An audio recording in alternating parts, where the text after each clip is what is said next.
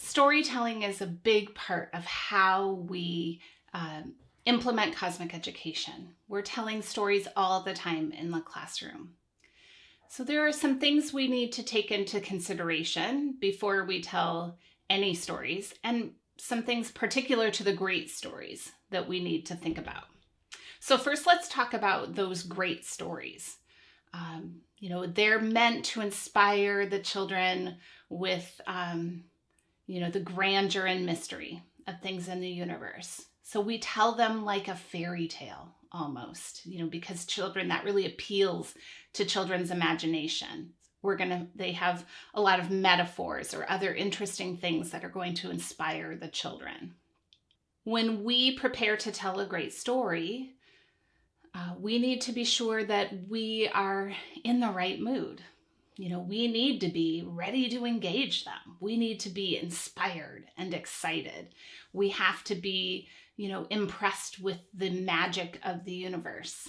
And so before I tell a great story, I try to be sure that I've done something within the previous 24 hours that has ignited my love and passion of everything in the cosmos, whether it's, to go for a walk in nature or watch the sunset or the sunrise, or meditate, or something that really connects me back to, just the magic and wonder in the universe. So that when I tell that story to children, I'm tapping into that to inspire them.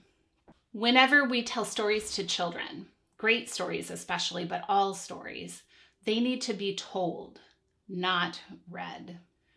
Storytelling is very different from reading something out loud. Read aloud is something different, and we certainly should read books out loud to children.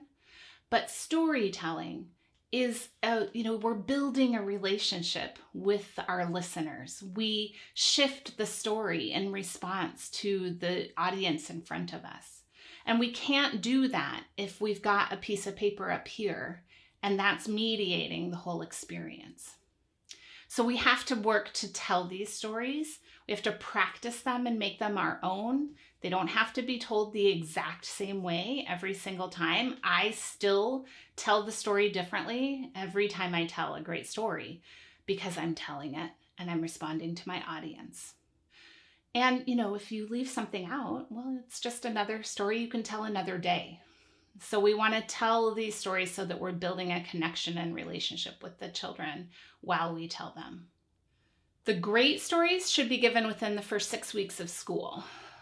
We want this to orient the child's experience in the classroom. We want children to understand all those laws of cosmic education. So we're going to tell these in the first 6 weeks of school. The first great story could be the first or second day. And the rest, follow a few days or a week apart. We want this to be, an orientation. So we want to be sure the children get them early in the year. All children in the class are invited to these. Of course, you don't have to come. But in my experience, even when children have heard these stories numerous times, they want to come and hear them again each year. But if they don't want to come, they don't have to come. They just have to work quietly so they don't interrupt the rest of the class when the stories are occurring.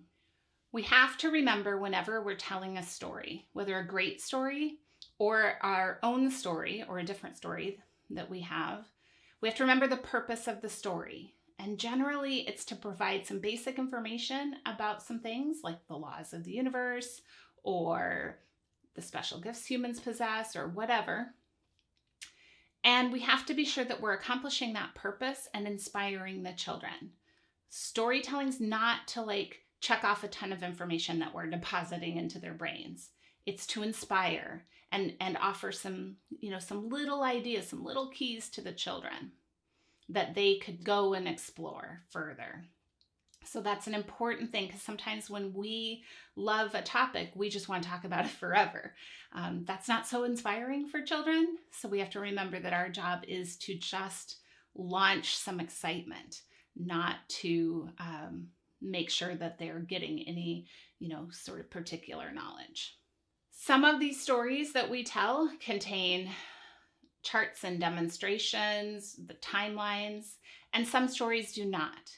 So as we have to consider that as we're telling the stories or writing our own stories, we have to think about what's going to support the children's imaginations in the story, or do they need anything more than just the story I'm telling?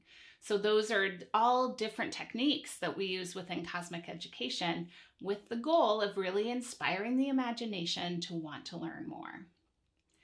Now, once we've inspired the imagination with great stories, we need to observe and see what the children are interested in. What inspired them? What do they want to know more about?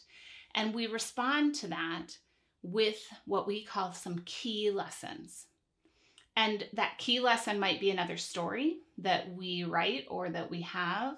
It might be something else completely. So we'll talk more about how we utilize key lessons and what a key lesson is within Cosmic Education.